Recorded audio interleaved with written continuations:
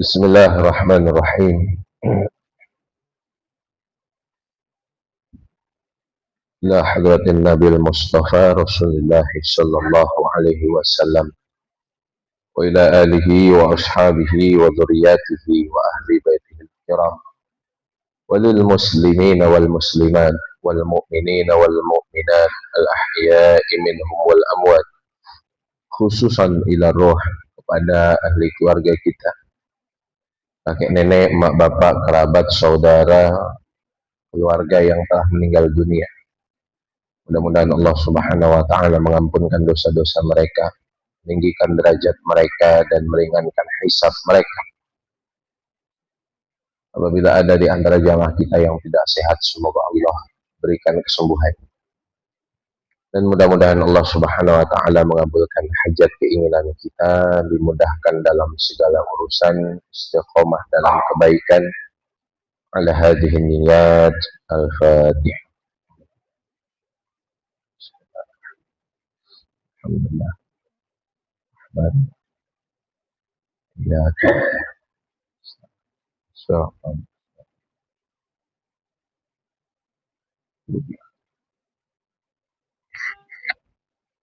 Assalamualaikum warahmatullahi wabarakatuh.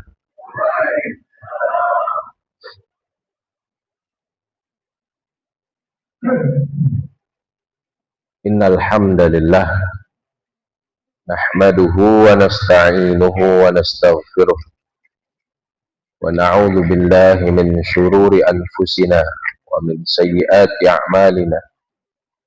May yahdihillahu fala mudilla lahu wa may yudlil fala hadiyalah. Asyhadu an la ilaha illallah wahdahu la syarika lah wa asyhadu anna Muhammadan abduhu wa rasuluhu la nabiyya ba'd. Allahumma salli wa sallim wa barik ala Muhammadin wa ala alihi wa ashabihi wa man tabi'ahu bi ihsanin ila yaumiddin. Amma ba'du. Allahumma inna nas'aluka ilman nafi'an wa fahman jayyida wa rizqan halalan tayyiba wa amalan mutaqabbalan. Allahumma fakihna fid din wa 'allimna ta'wil. Allahumma inna na'udzu bika min ilmin la yanfa wa min qalbin la yakhsha wa min nafsin la tashba' wa min 'amalin la yurfa wa min du'ain la yustajabu laha. Allahumma la sahla illa ma ja'altahu sahla wa anta taj'alul hazna idza syi'ta sahla. Allahumma anfa'na bima 'allamtana wa 'allimna ma yanfa'una wa zidna 'ilma bi rahmatika ya arhamar rahimin. Walhamdulillahi rabbil alamin. Bapak Ibu, para jamaah kaum muslimin sekalian, alhamdulillah di waktu subuh yang penuh dengan keberkahan ini Allah Subhanahu wa taala memudahkan langkah kita untuk hadir ke masjid untuk menunaikan sholat subuh berjamaah, kemudian melanjutkan ibadah menuntut ilmu. Tidak ada ibadah yang lebih utama setelah sholat 5 waktu melainkan menuntut ilmu. Allah Ta'ala berfirman, yarfa'illahu alladhina amanu minkum walladhina utul ilma darajat. Allah mengangkat derajat orang-orang yang beriman di antara kalian dan orang-orang yang menuntut ilmu dengan beberapa derajat.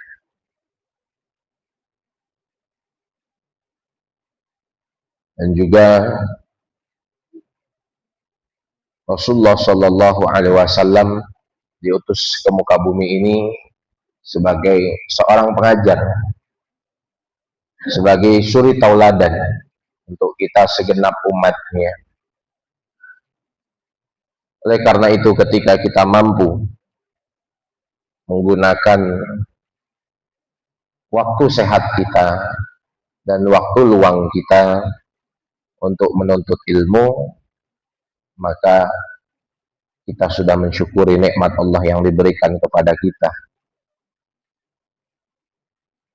Para jamaah kaum muslimin sekalian, pembahasan kita pada pagi hari ini tentang khisalul fitrah atau fitrah-fitrah di dalam Islam. Sebagaimana kita ketahui bahwa Islam itu sangat perhatian kepada kebersihan. Sehingga seorang muslim bukan hanya dituntut untuk menjalankan kewajiban dan kesunahan dalam beragama, tapi juga menjalaninya dengan adab dan etika.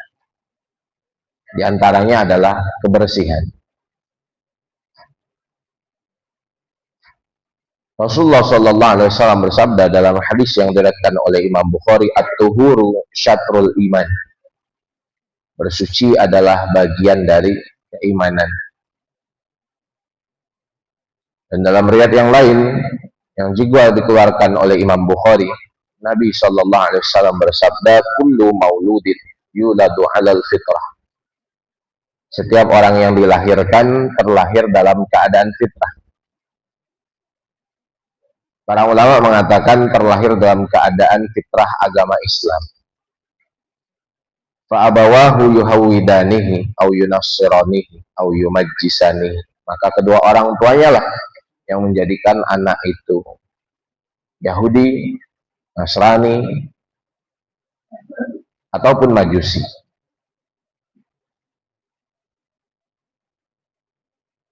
Para jamaah kaum muslimin sekalian,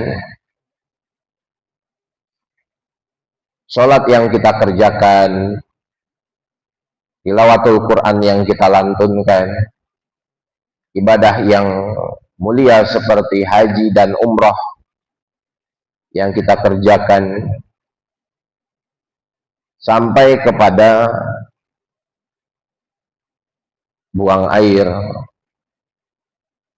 hubungan suami istri, tidak terlepas dari semuanya kebersihan. Oleh karena itu di sini ada beberapa hadis Nabi Shallallahu Alaihi Wasallam yang menjelaskan tentang fitrah. Sebelumnya adalah al-fitratu hiyal khilqah. Fitrah itu artinya adalah asal penciptaan. Wa asluddin, dan pokok agama.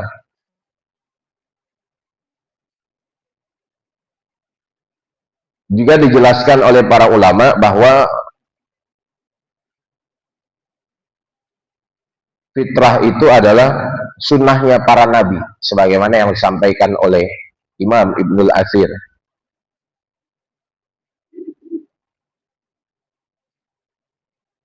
Jadi fitrah adalah kebiasaan ataupun sunnah yang dipraktekkan dan menjadi kebiasaan para nabi dan rasul, orang-orang baik terdahulu. Dalam hadis yang diriwayatkan oleh Imam Muslim, Rasulullah Shallallahu Alaihi Wasallam bersabda, "Asyrun minal fitrati." Ada 10 bagian dari fitrah, yaitu merapihkan kumis, memelihara janggut, bersiwak, istinsyak dengan air, memotong kuku, membersihkan persendian, membersihkan bulu ketiak, bulu kemaluan, dan juga hemat menggunakan air.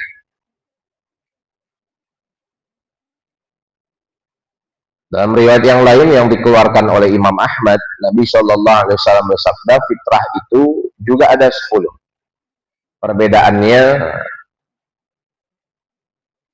di sini Nabi Shallallahu Alaihi Wasallam menyebutkan al-khitan, di antara yang 10 itu adalah bersunat.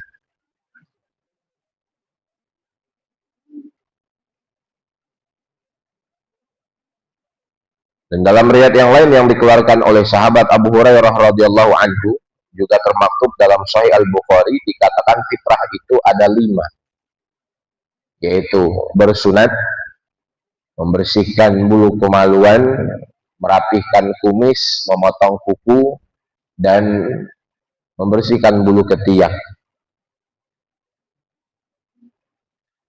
Dari 10 ini, Bapak Ibu sekalian, yang pertama, sama-sama kita pelajari di antara fitrah di dalam Islam adalah al-madmadah, yaitu kumur-kumur. Kumur-kumur bagian dari kesunahan wudhu. Hal yang selalu kita kerjakan ketika wudhu, setelah membasuh kedua telapak tangan sampai pergelangannya adalah kumur-kumur.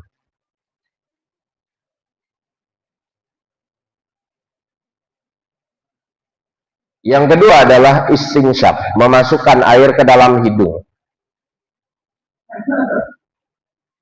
Dua hal ini adalah sunnah, bukan sesuatu yang wajib.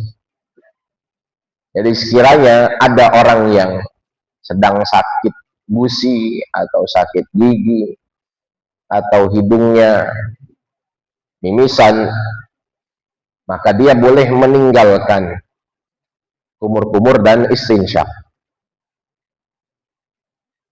Karena kewajiban di dalam berwudu itu ada 6. Sebagaimana Allah Subhanahu wa taala berfirman, "Ya ayyuhalladzina amanu", wahai orang-orang yang beriman. Allah taala mengatakan, "Idza qumtum ila sholati faghsilu wujuhakum wa aydiyakum ilal marafiq wamsahu bi ru'usikum wa arjulakum ilal ka'bain." Jika kalian hendak melaksanakan sholat, maka basuhlah wajah-wajah kalian dan kedua tangan kalian hingga sikunya, dan usaplah rambut kalian dan basuhlah kaki kalian hingga kedua mata kaki. Dan juga dalam hadis Nabi Shallallahu Alaihi Wasallam tentang niat dan berurutan cara melaksanakannya, sehingga wudhu memiliki 6 kewajiban. Dan itu belum kita bahas pada kesempatan pagi hari ini. Maka madmadah, istinsyaq, kumur-kumur, memasukkan air ke dalam hidung termasuk sunnah dalam berwudu. Dan sebaiknya dilakukan dengan cara bersamaan, menggabungkan antara kumur-kumur dan istinsyaq. Biasanya kita kumur-kumur terlebih dahulu 3 kali, kemudian istinsyaq 3 kali. Maka disunahkan untuk menggabungkan kumur-kumur dan istinsyaq. Jadi ketika kita mengambil air wudhu dengan telapak tangan kanan, air yang ada segenggam ini kita gunakan setengahnya untuk kumur-kumur dan setengah sisanya untuk istinsyaq. Hingga kumur-kumur dulu setengah, masih ada sisanya untuk istinsyaq. Kalau yang pertama dipisah, maka kita ambil 6 kali, yang kedua digabung. Kita hanya cukup mengambil air sebanyak 3 kali. Dan ini yang afdol, yang lebih utama kata mayoritas ulama.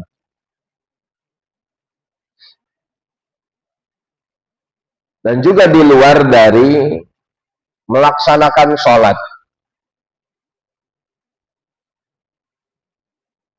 kita pun diperintahkan untuk istinsyaq. Di antaranya ketika bangun dari tidur. Rasulullah SAW bersabda, "Idza stayqaza ahadukum min manafi falyastanfir salasan. Fa inna syaitana yabitu fi khaysyumih." Apabila salah seorang dari kalian bangun dari tidurnya, hendaklah dia istinfar sebanyak 3 kali. Karena sesungguhnya setan itu menginap di lubang hidungnya. Hadis sahih yang diriwayatkan oleh Imam Muslim.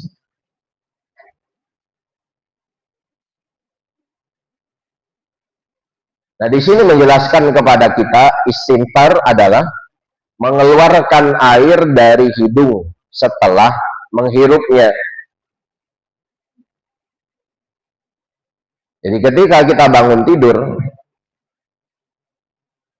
manusia itu diikat oleh 3 ikatan setan. Yang mana ikatan yang pertama itu akan terlepas ketika dia membaca doa, ikatan yang kedua akan terlepas ketika dia berwudu, dan ikatan yang ketiga akan terlepas ketika dia melaksanakan sholat. Sekarang ini di kalangan anak muda ada istilah morning person. Morning person itu adalah orang yang bangun subuh. Bangun jam 6, jam 7 pagi bukan morning person. Alias Batman kesiangan. Ya wajar, Batman kan begadang, Pak. Jadi paginya kesiangan.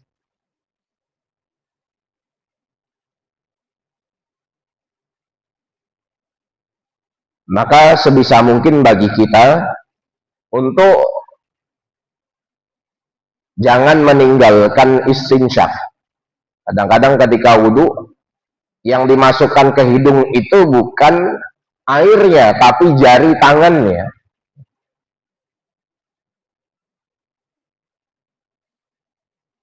Jadi yang dimasukkan ke dalam hidung itu adalah airnya dengan cara dihirup.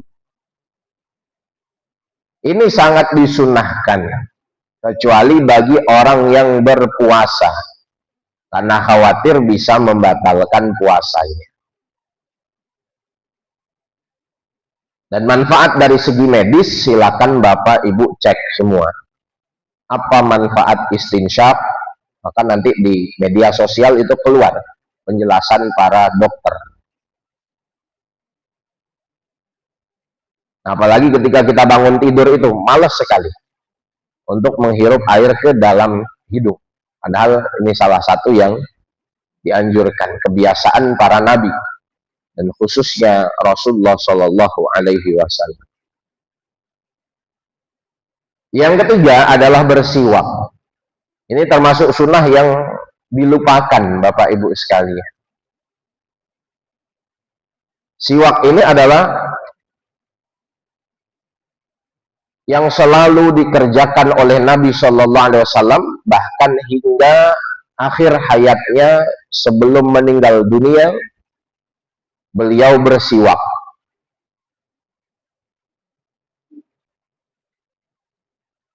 Bahkan dikatakan dalam hadis riwayat Muslim, laula an asyqa ala ummati la amartuhum bisiwaki inda kulli shalah. Sekiranya tidak memberatkan umatku, niscaya aku akan perintahkan mereka untuk bersiwak setiap hendak melaksanakan sholat. Mau sholat sunnah, bersiwak terlebih dahulu. Sholat wajibnya, bersiwak lagi. Setiap hendak melaksanakan sholat, dianjurkan untuk bersiwak.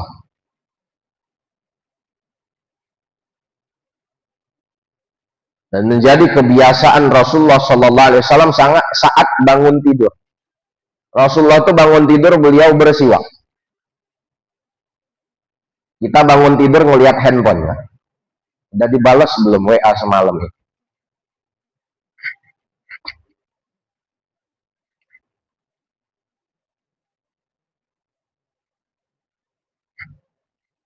Kecuali bagi orang yang berpuasa, setelah zuhur hingga berbuka tidak dianjurkan bersiwak. Kenapa? Karena dalam hadis riwayat Bukhari dikatakan la khulufu famisa'in atyabu 'indallahi min rihil misk. Sungguh bau mulut orang yang berpuasa lebih dicintai Allah dibandingkan minyak kasturi. Jadi kalau mau sikat gigi ataupun bersiwak saat berpuasa, baik puasa wajib ataupun puasa sunnah, maka sikat gigi dan bersiwaklah sebelum zawal atau zuhur. Dari sudah zuhur hingga berbuka, pertahankan bau mulutnya. Karena di situ terletak keutamaannya.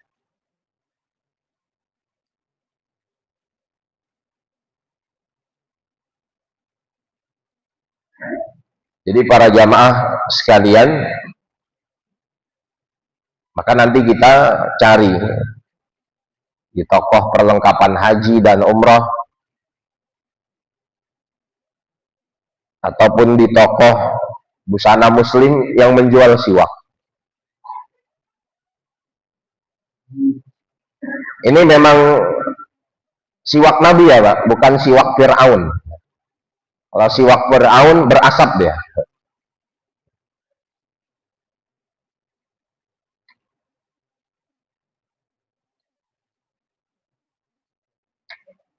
Keutamaan bersiwak ini banyak sekali. Di antaranya bersiwak dapat menguatkan penglihatan. Bapak pernah? Pernah nggak Pak?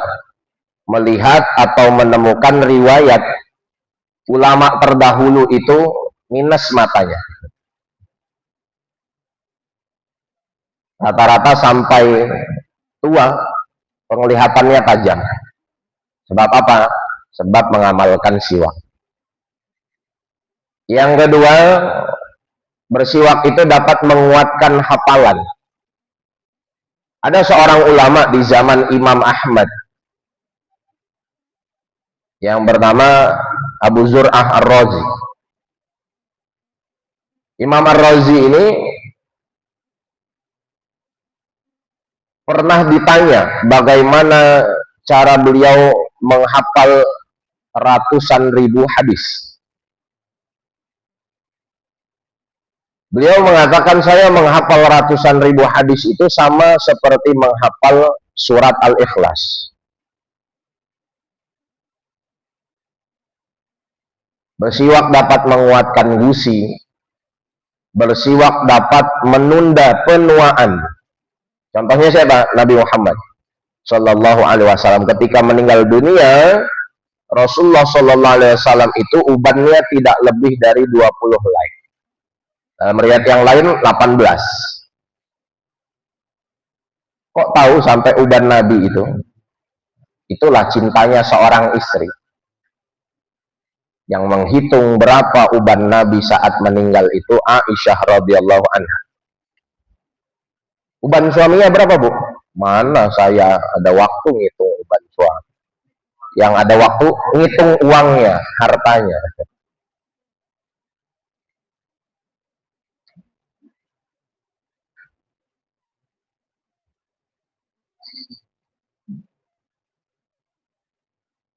Dan masih banyak lagi keutamaan siwak. Ada puluhan. Dan diantaranya yang kita kenapa harus menjaga siwak? Sebab siwak memudahkan sakratul maut. Cuman kayu sebiji yang tidak lebih panjang dari sejengkal bisa memudahkan kita saat meninggal dunia. Jadi bersiwaklah Bapak Ibu sekalian. Walaupun sulit atau susah, tidak terbiasa dibawa untuk melaksanakan sholat, bersiwak sebelum berwudu pun boleh. Kemudian yang keempat, fitrah di dalam Islam itu merapihkan kumis.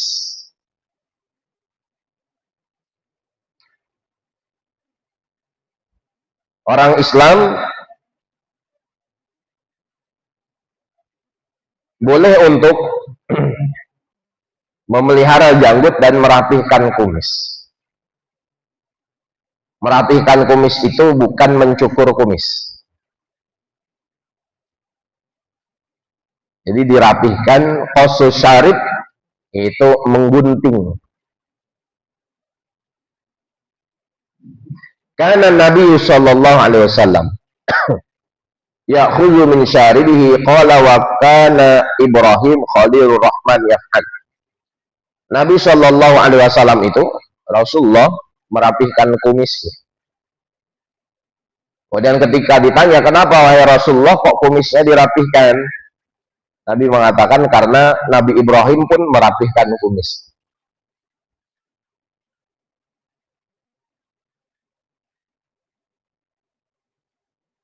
Jadi ketika kumis kita mulai menutupi merahnya bibir, maka sudah sunnah untuk dirapihkan.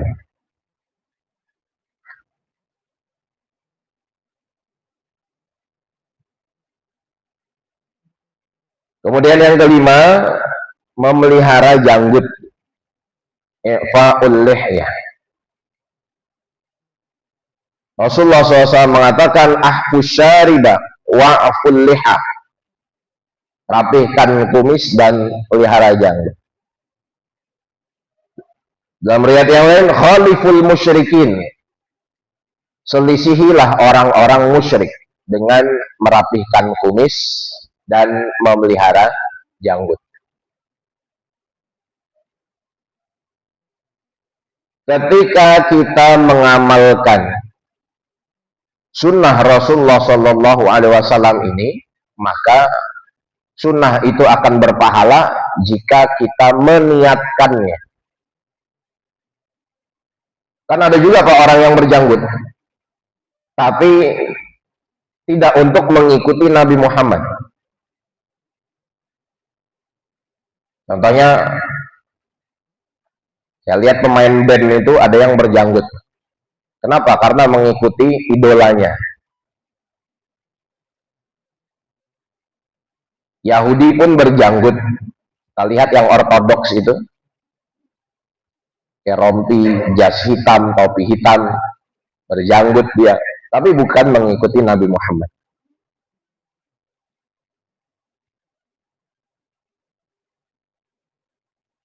Jadi ketika kita mengamalkan salah satu sunnah Nabi Shallallahu Alaihi Wasallam, maka diniatkan agar berpahala. Pakai baju ini hukumnya mubah kan? Tapi ketika kita memakai baju jubah, diniatkan dengan mengikuti Nabi Muhammad Shallallahu Alaihi Wasallam, maka berpahala. Memakai tutup kepala, peci, kopiah dan lainnya, ini mubah. Tapi kalau kita niatkan untuk ikut Nabi Shallallahu Alaihi Wasallam, maka berpahala.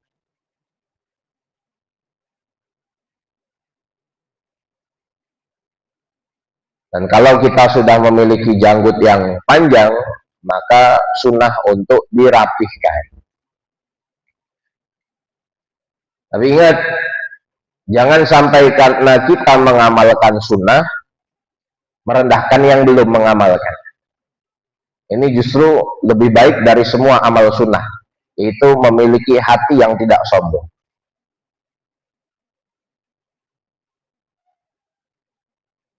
Kan ada di YouTube atau di mana penceramah yang nggak berjenggot misalnya, karena dicukur habis.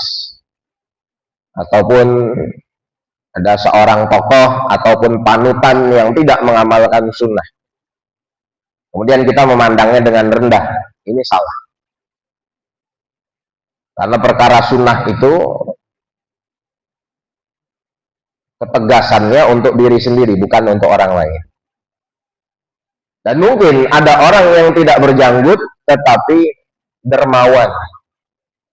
Mungkin ada orang yang tidak bersiwak, tetapi selalu bangun tahajud.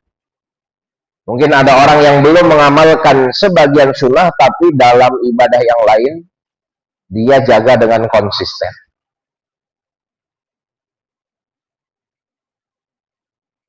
Dan juga di dalam Asy-Syama'il At-Tirmizi dijelaskan bolehnya mewarnai rambut dan janggut. Misalnya rambut kita ataupun janggut kita sudah beruban, mau diwarnai hukumnya boleh. Dengan catatan warna yang dipakai, warna yang tidak dipakai oleh orang-orang musyrik atau orang-orang fasik. Contohnya anak pang pakai warna biru, jangan janggut bapak dibirukan. Pak Haji mana itu? Pak Haji biru.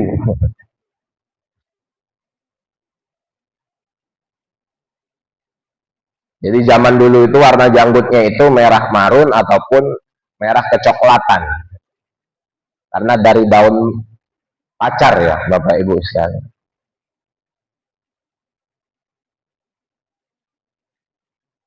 Dan kalau mau tetap dibiarkan beruban, boleh. Nah, terkadang ada sebagian orang yang tidak pede dengan ubannya, rambut putihnya, lantas dicabut. Padahal mencabut uban itu makruh. Tapi Ustadz gatel kalau nggak dicabut. Itu kerjaan nenek saya. Nonton sinetron sambil nyabutin uban. La tanfirus syaibah fa innahu nurul muslim yaumal qiyamah. Dalam hadis riwayat Tirmizi, jangan kalian cabut uban karena dia adalah cahaya orang yang beriman pada hari kiamat. Jadi nanti di akhirat Bu, ubannya itu glowing, Bu. Shining.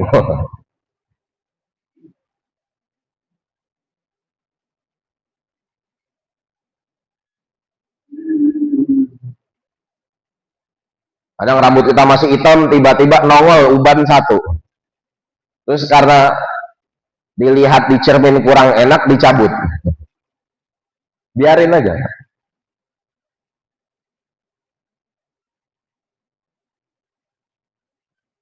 Yang keenam adalah takliful azfar, memotong kuku.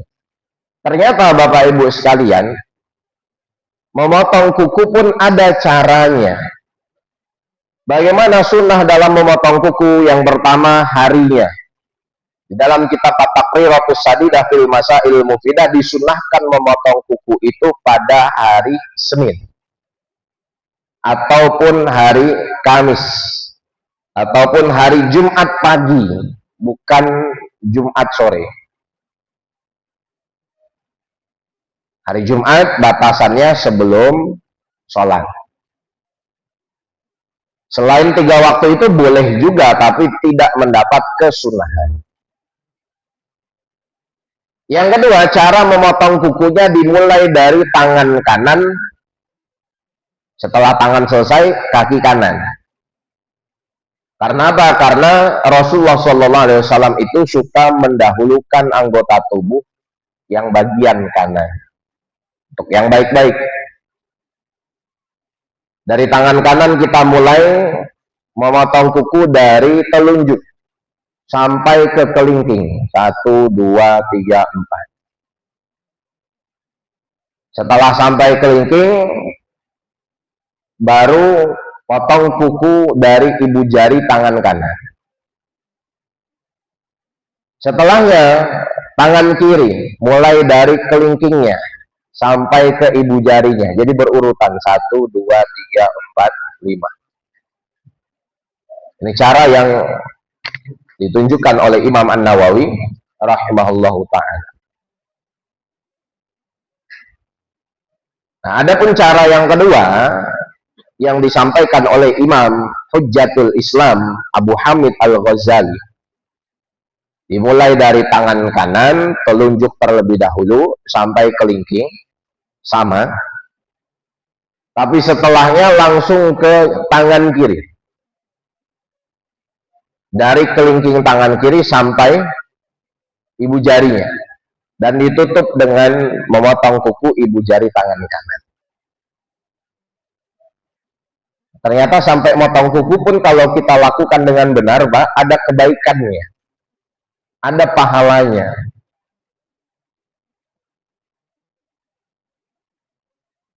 Jadi Islam itu sangat detail.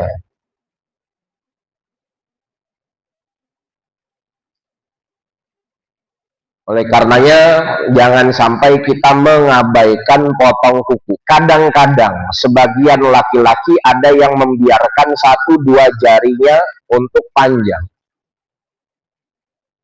Potong kuku, jempolnya nggak dipotong. Atau kelingkingnya dibiarkan panjang. Untuk apa, Pak? Untuk mobil, Ustaz. Apa yang dikorek nggak tahu lah. Kalau saya pergi ke bengkel motor tuh kelihatan tuh ada yang kukunya entah kelingkingnya panjang ataupun kuku ibu jarinya panjang, terus di dalamnya numpuk oli, cat, terus sholat, ya nggak sah sholatnya. Makanya kalau kuku kita sudah mulai panjang tuh langsung dipotong. Kenapa? Ketika kotoran-kotoran itu menumpuk di dalamnya, apalagi cat, apalagi tinta, yang bisa menghalangi air wudhu, maka jadi problem ini nanti sholat kita. Kalau wudhunya tidak benar, bagaimana sholatnya mau benar? Makanya saya pernah ke bengkel mobil Honda di Jalan Onta itu. Itu setiap waktu sholat, baik pemiliknya, karyawannya itu selalu berhenti untuk sholat. Jadi baju yang kotor dengan oli, kuku yang hitam itu dicuci semua pakai sabun, disikat sama mereka. Kemudian ganti baju, sholat ke masjid, kemudian yang servis mobil nunggu. Padahal kalau saya lihat yang servis pun ada yang muslim, seharusnya malu lah ya. Pekerja bengkel saja ke masjid kok mereka duduk aja. Apa salahnya ke masjid? Bahkan yang Cina-Cina pun nunggu. Nanti asar gitu juga. Dalam hati saya, kalau saya belum tentu mampu seperti itu. Capek lah. Di tangan lagi pakai sabun, sikat lagi kukunya. Ganti baju sholat ke masjid. Luar biasa ya.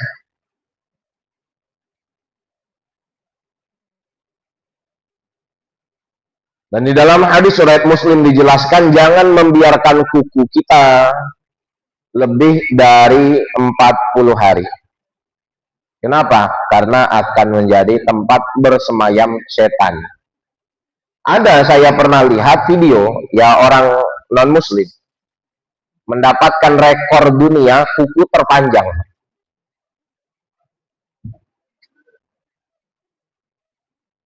Ya terserah mereka, kan non-muslim.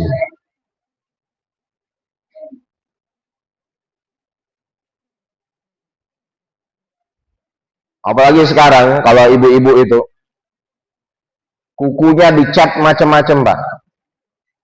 Istilahnya, oh enggak, kalau ibu-ibu yang hedon itu, ibu-ibu sosialita itu nggak main kutek, manicure pedicure.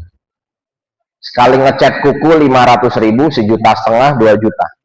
Kukunya ada gambar lautnya, ada gambar bintang lautnya, ada gambar muka suaminya.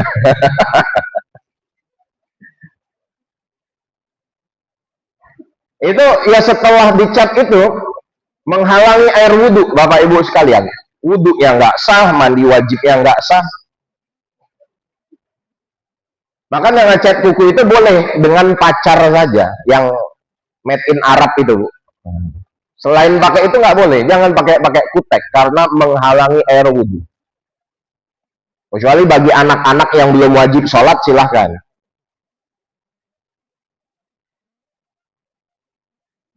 Jadi jangan. Tapi Ustaz pengen tampil cantik di depan suami, pakainya yang mengesahkan wudhu. Kalau kutek saya belum tahu, tapi kalau yang produk Arab itu ada. Ya warnanya cuma warna merah atau coklat segitu.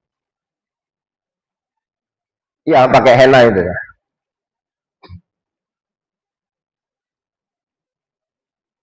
Jadi Islam itu tidak melarang kita untuk up to date, tapi jangan menyelisihi syariat. Yang kedelapan adalah membersihkan bulu ketiak. Memang sunnahnya, anjurannya, membersihkan bulu ketiak ini Pak dicabut kalau mampu.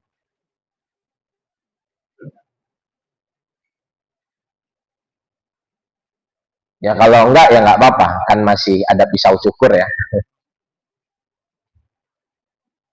Yang kesembilan, membersihkan bulu kemaluan.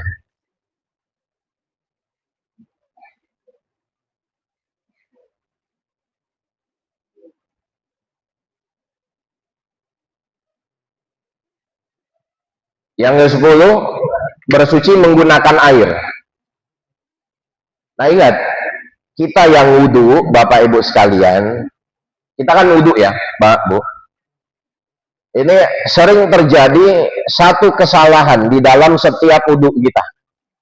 Apa itu, Pak? Apa, Bu? Ketika kita berwudhu, memakai air semaunya. Saya sering melihat bapak-bapak wudhu di masjid, itu buka keran masjid kayak mau nyetim mobil. Sederes-deresnya dia buka kerannya. Dalam hati saya, ini bisa untuk wudhu 10 orang. Yang wudhu cuman dia sendiri. Tapi lagi semangat wudhu, Ustaz. Silahkan, jangan mubazir.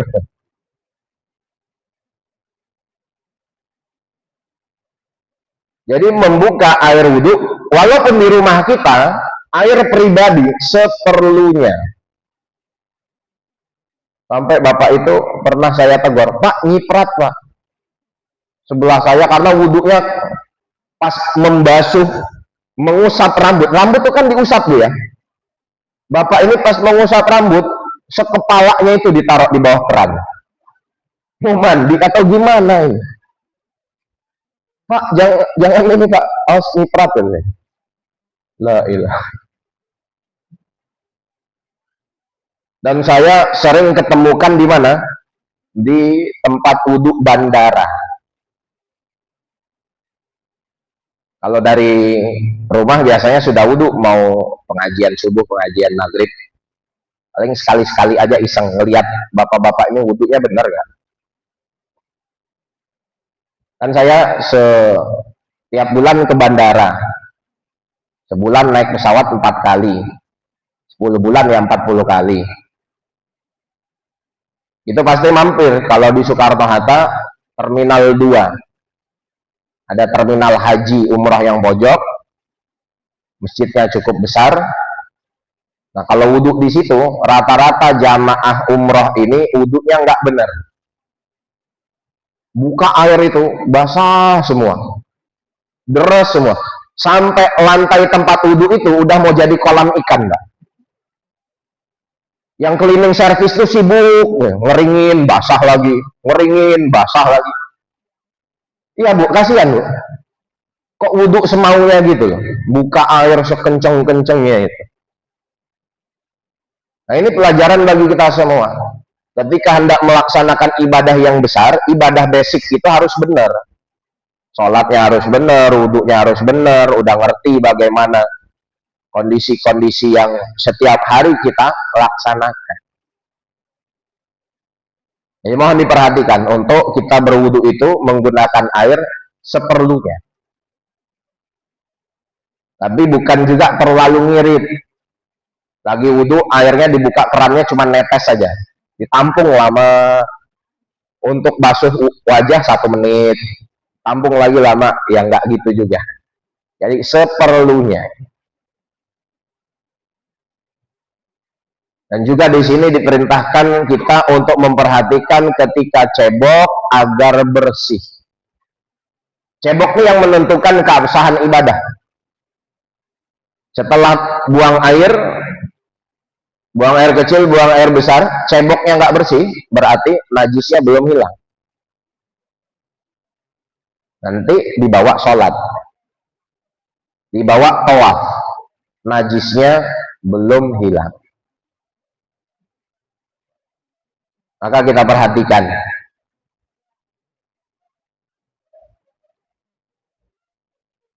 Yang ke-11 adalah khitan, Bapak Ibu sekalian. Sunat. Sunat ini wajib bagi laki-laki dan perempuan. Ketika anak lahir, ada 5 hak yang perlu ditunaikan. Apa Bu? Yang pertama, at-tasmiyah. Anak lahir dikasih nama. Yang kedua, diakikahkan. Anak laki-laki 2 kambing, anak perempuan 1 kambing. Terserah kambing yang jantan atau betina. Yang ketiga, dicukur rambutnya. Anak laki-laki, anak perempuan digundul. Kemudian yang keempat, rambutnya ditimbang. Berat rambutnya berapa? Nanti bersedekah dengan seberat rambut itu menggunakan emas ataupun perak. Yang mampu dengan emas silakan sedekah, fakir miskin, atau ke yatim piatu atau kemana.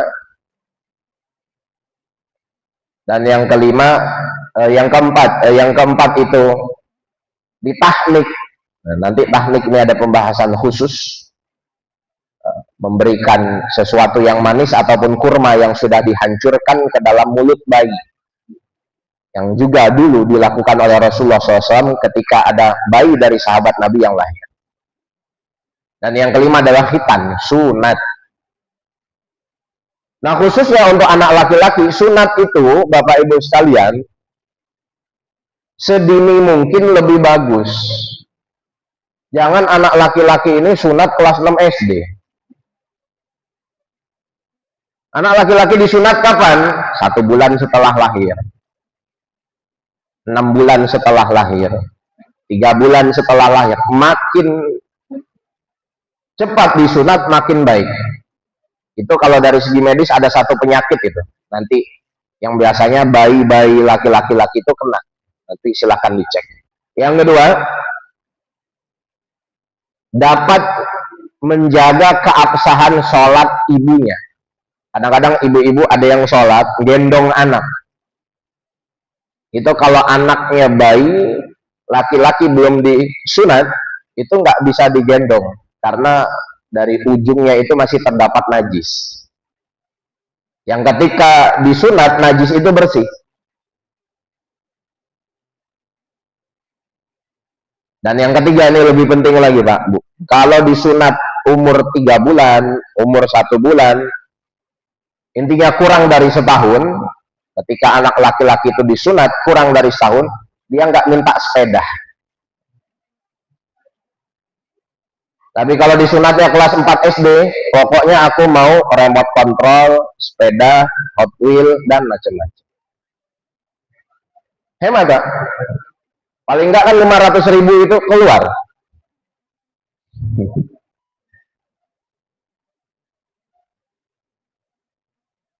Dan yang terakhir, yang ke-12 adalah at-tatayyub. Apa Bapak Ibu? At-tatayyub, memakai parfum. Malaikat itu tersakiti kalau kita masuk masjid bau badan. Sebagaimana orang di sebelah kita merasa nggak nyaman. Makanya, misal Bapak rumahnya jauh, ke masjid bisa 1 kilo, 500,5 kilo, terus ditempuh jalan kaki sampai masjid keringetan sholat, bau badan yang ganggu orang yang di sebelahnya, itu kita bisa dosa.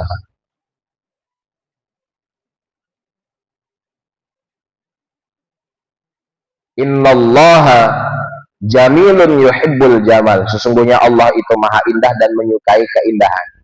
Pakai baju udah rapi, jangan lupa pakai parfum untuk sholat.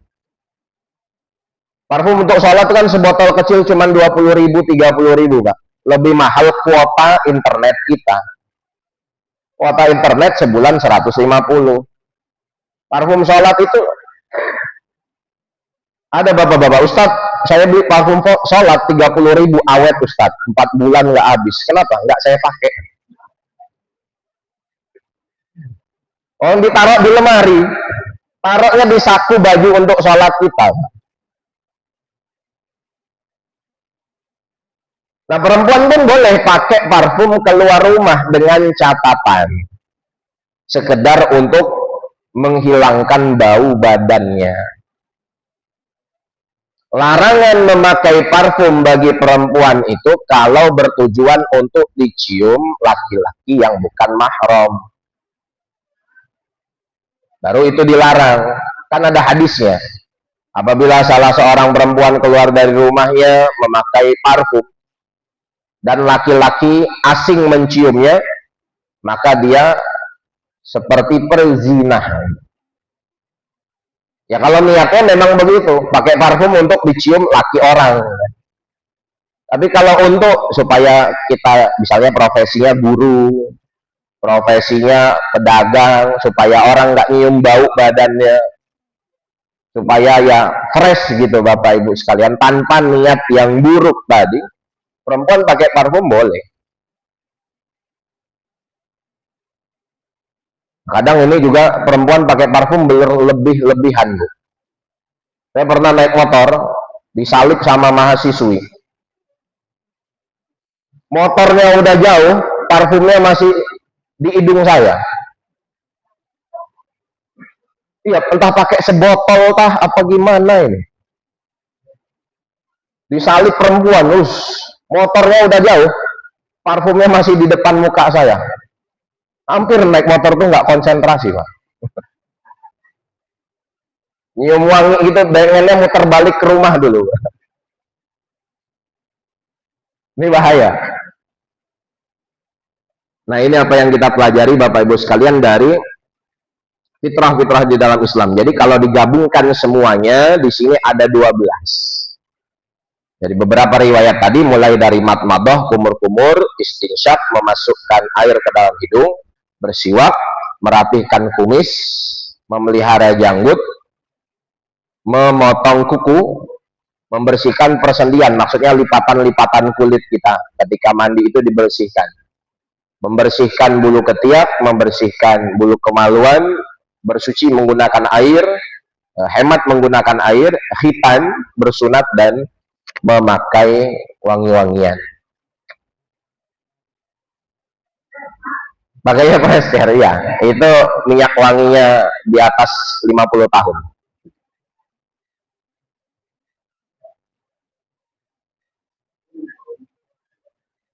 Baik, ada yang mau ditanyakan Bapak Ibu sekalian, silahkan.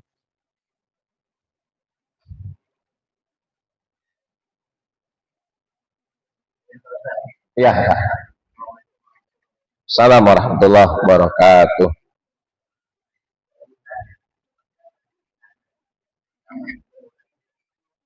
Ya.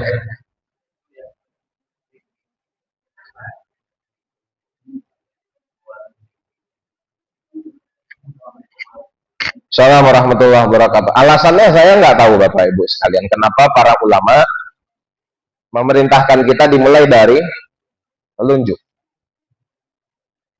Sebagaimana kita tidak mengetahui alasan hingga hari ini kenapa berwudu itu ketika kentut yang dibasuh bukan pantatnya. Kan Bapak kentut, batal wudu kan?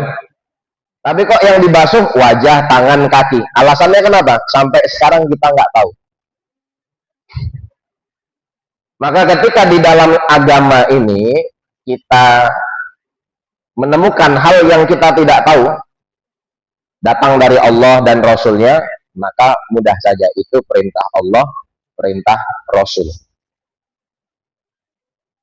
Tapi kalau ada yang beralasan, itu pun perlu kita ketahui alasannya apa. Nah, dalam potong kuku ini memang alasannya nggak ditulis. Tambahan dari saya, tadi kaki belum ya Pak. Kaki itu dari kanan dulu. Dari kelingking kanan berurutan sampai kelingking kiri. Jadi berurutan ya. Dari kelingking kaki kanan terus sampai ke kelingking kaki kiri. Satu cara saja. Itu ya Pak. Ada yang lain? Ya. Assalamualaikum warahmatullahi wabarakatuh.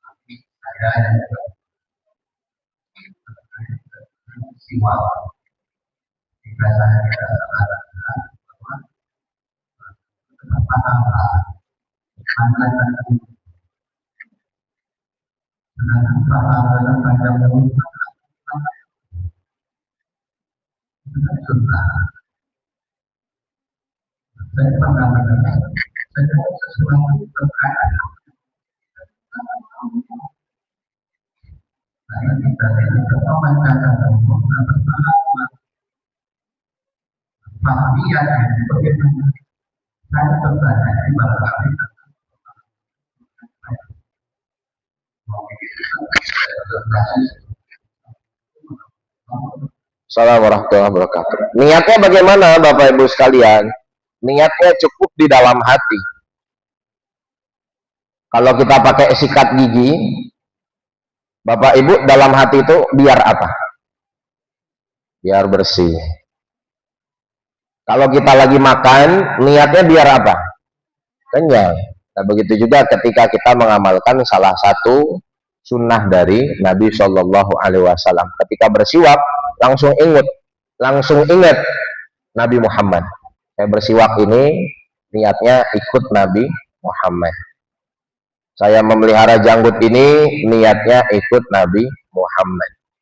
Saya makan dengan tangan kanan niatnya ikut Nabi Muhammad. Jadi segala sesuatunya kita niatkan untuk ikut Rasulullah Shallallahu Alaihi Wasallam. Masalahnya pahalanya berapa, besar atau kecil, itu hak prerogatif Allah Ta'ala.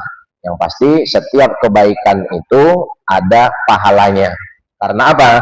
Karena Allah Ta'ala berfirman, "Man jaa'a bil hasanati falahu asyru amsalihha." Barang siapa yang mengerjakan satu kebaikan, maka baginya 10 kebaikan yang serupa. Jadi sekurang-kurangnya satu kebaikan itu pahalanya 1. Ada beberapa kebaikan yang pahalanya dilipat gandakan menjadi 10 kali lipat. Kenapa masalah pahala ini harus dijelaskan? Seperti 10 kali lipat, sholat itu pahalanya 27 derajat, ini pahalanya sampai 700 kali lipat. Itu sebagai gambaran, bukan batasan. Oh, berarti pahalanya cuma 27. Enggak. Itu sebagai gambaran, bukan batasan. Karena manusia ini perlu gambaran. Kita bisnis, kita tahu gambaran untungnya sekian. Dengan gambaran untung itu kita semangat kan, Pak? Oh, kalau jualan ini per itemnya untungnya 150.000. Kalau 10 laku sehari sudah 1,5 juta. Akhirnya kita semangat. Nah, ketika kita mendengar pahala itu dengan adanya gambarannya, maka kita juga menjadi semangat. Oleh karena itu, ada ulama yang menulis kitab Fadhailul A'mal, keutamaan beramal. Dalam hadis itu dijelaskan pahalanya seperti apa, ganjarannya bagaimana, apa yang kita dapat dalam kehidupan kita supaya semangat dalam beramal. Anak-anak juga kalau dikasih hadiah kan semangat, Bu. Apalagi kita. Jadi itu bukan batasan tapi gambaran supaya kita bisa memikirkannya. Jadi Bapak Ibu sekalian, maka sunnah Nabi ini dikerjakan berpahala dan bisa menambal kekurangan-kekurangan dalam ibadah kita. Karena berapa banyak ibadah kita yang wajib mungkin jauh dari kata sempurna. Sholat fardunya, jauh dari kesempurnaan puasa Ramadannya, jauh dari kesempurnaan zakatnya, jauh dari kesempurnaan, maka ditambal dengan sholat sunnah, puasa sunnah, sunnah dalam sholat, sunnah dalam puasa, sedekah, infak, dan lain-lain. Begitu. Terakhir kalau ada Ibu, ada pertanyaan? Nggak ada, ini. Kalau nggak ada, ke Bapak dulu. Silakan, Mbak. Assalamualaikum warahmatullahi wabarakatuh.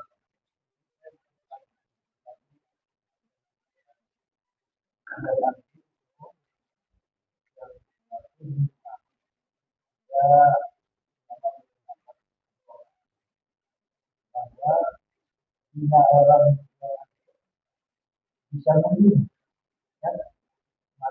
Oh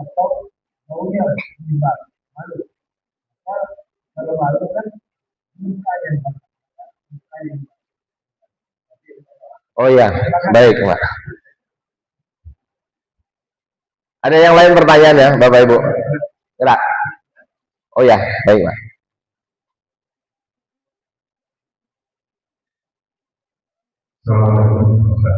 Assalamualaikum warahmatullahi wabarakatuh.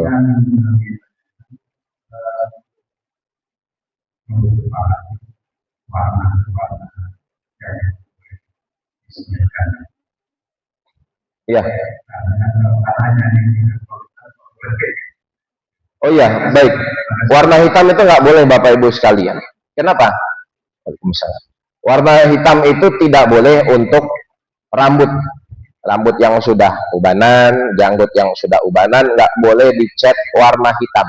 Kenapa? Karena asal penciptaan itu hitam. Jadi kalau kita mengecat rambut kita dengan warna hitam, merubah ciptaan Allah Ta'ala. Kalau bahasa saya sih nggak sampai ke bahasanya para ulama tadi ya. Kenapa orang sudah tua nggak boleh mengecat rambut hitam? Kalau saya, biar orang tua sadar diri. Jangan ngerasa muda terus, wah hitam lagi, hitam lagi. Jadi pakai warna selain hitam. Ya, segala sesuatu yang merubah asal ciptaan Allah itu nggak boleh. Ibu pakai pensil alis boleh, tapi sulam alis nggak boleh. Kenapa? Merubah ciptaan Allah. Ibu pakai lipstik boleh, tapi operasi sulam bibir, operasi bibir biar seksi, biar apa, nggak boleh. Karena merubah ciptaan Allah. Segala sesuatu yang merubah ciptaan Allah itu tidak diperbolehkan. Begitu. Ya kecuali nanti ada dalam kondisi-kondisi darurat ya Bapak Ibu. Seperti ada yang giginya hancur gitu. Kalau kita melihat dia senyum kayak Dracula, ya harus operasi gigi karena membahayakan kesehatannya, itu beda ya. Tapi kalau yang normal-normal kayak kita nggak boleh gigi itu dirubah-rubah. Dan yang lainnya juga begitu. Jadi apa tadi Pak tentang rambutnya? Silahkan dicat. Justru keren Mbak kalau Bapak dicatnya warna coklat, warna merah tua. Apalagi kalau istrinya sudah mulai beruban, disuruh cat warna coklat, warna merah tua, nanti jadi pengantin baru lagi. Wallahu ta'ala a'lam bishawab. Mungkin itu Bapak Ibu sekalian yang saya sampaikan pada kesempatan pagi hari ini. Mudah-mudahan bermanfaat. Semoga Allah Ta'ala memberikan kita semua taufik dan hidayah agar bisa belajar dari ilmunya Allah dan sunnahnya Nabi Muhammad Sallallahu Alaihi Wasallam dan mengamalkannya dalam kehidupan kita, dan kepada ahli keluarga kita juga diajarkan, disampaikan. Jazakumullah khairan kepada Bapak Ibu yang sudah hadir dan mendengarkan. Mohon maaf atas segala kekurangan. Bismillahirrahmanirrahim. Wal 'ashr. Innal insana lafi khusr illal ladzina amanu wa 'amilus shalihat wa tawassaw bil haqqi wa tawassaw bis sabr. Subhanakallahumma bihamdika asyhadu an la ilaha illa anta astaghfiruka wa atubu ilaik. Wa sallallahu ala Muhammadin wa ala alihi wa sahbihi wasallam. Wassalamualaikum warahmatullahi wabarakatuh.